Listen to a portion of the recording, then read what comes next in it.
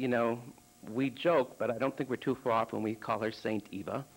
And I'm still impressed with her. I couldn't believe when we were kids that a 50-year-old woman could do shoulder rolls into the snowbanks up at Somme, and I thought that was the coolest thing ever. Imagine a 50-year-old. I don't have to imagine anymore. So it's like unbelievable family. So, but that I was just lucky in. That's luck. I had no choice. Some of you I'm looking at, no choice. And I was lucky. Then I was thinking the next F, friends, which we all know, you know, our friends have a huge influence on us. And I went all the way through school here in Brainerd, so I brought up this list because I really wanted to say leave out, but I've had unbelievable friends, and all these people on this list I'm still friends with to this day, and they're all Brainerd-based. Wendy and I had our friends Mike and Ann Sanford just up the street from us on 7th Street, who we were bosom buddies for years and years, still are.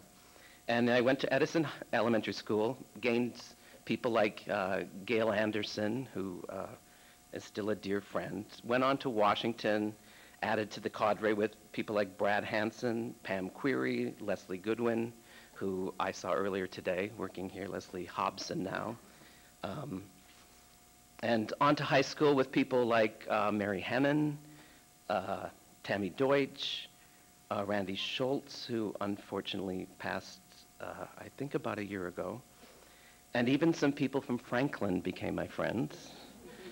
People like Madonna Harrington, Karen Tollefson, Maggie Doolam, and I was thinking about reunions too, because the people on either side of you in your classes are also quite influential. It's not just my class of 77, so I was thinking of Heidi Lofstrom, Joe and Laura Brutzman, Tom Arstead, anyhow. So friends, I had a little bit of control over that, but mostly I feel like they chose me and let me be their friend. Had a huge influence on me. So the most pertinent F for tonight is, I was thinking, faculty. And I asked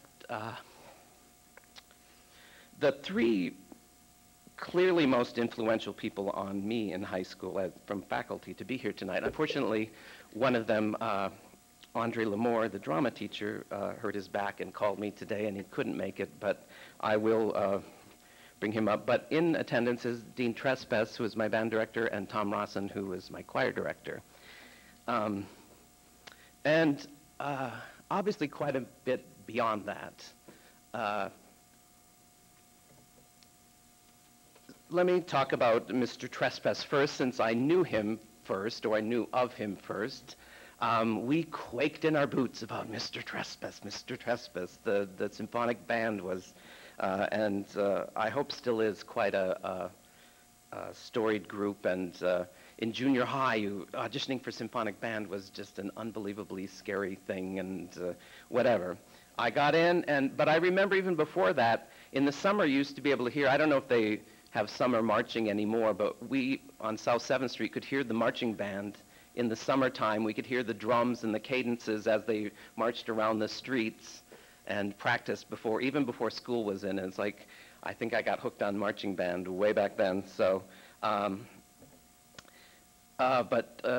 being in Mr. Trespass's band was very focusing, I guess. We used to sit in that and sit in the band room, and it was silent, except when we were playing. And then when we were done, it was silent, and it was still. And I don't know if that's even possible these days, but in that day it was. And it's something it's something I still have in me, because I know my own professional business. When I'm rehearsing, even with professionals and people now, when we're rehearsing, to me, we're rehearsing. And I don't want to stop and say, shh, shh, shh, shh, yeah, I have something to say now. So when we talk, we talk. When we do the song, we do the song. And when we stop, we're stopped so that we can keep working. And there's, I like to have a good time as much as anybody. But when I'm working, to me, the joy is working the work. And I think some of that I got from who we called DT, Mr. Trespass. And I still have nightmares of showing up to marching band with no spats, and there was nothing worse than coming to band and realizing you left your trumpet at home. I still wake up occasionally with that. So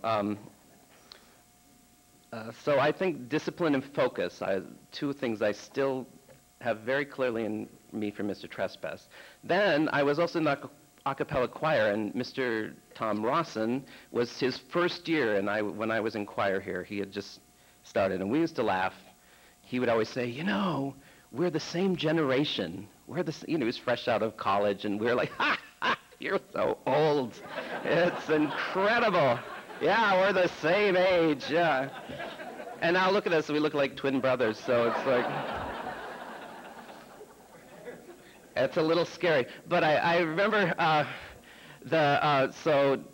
Mr. Rawson comes in the very first day to a cappella choir with great hopes for all of us, I know, and we just quashed them immediately.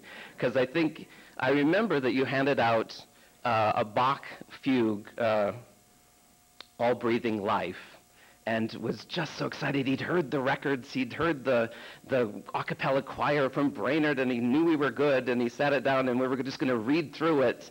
And, basses, we got through about a measure and a half before we were like, whoa, and I'm like, I'm sure you were thinking, man, I'm not at Valpo anymore, I'm not even close to being at Valpo anymore. But part of what I keep with me from Mr. Rawson is that he always said to us his dream of when we were conducting was for him to stand in front of us and not conduct at all, and just silently. He didn't want to wave like this. His dream performance where he could go like this.